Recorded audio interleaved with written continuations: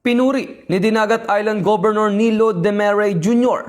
ang agarang aksyon ng Philippine National Police matapos masagip ang 7 minor de edad na biktima ng human trafficking sa Davao City.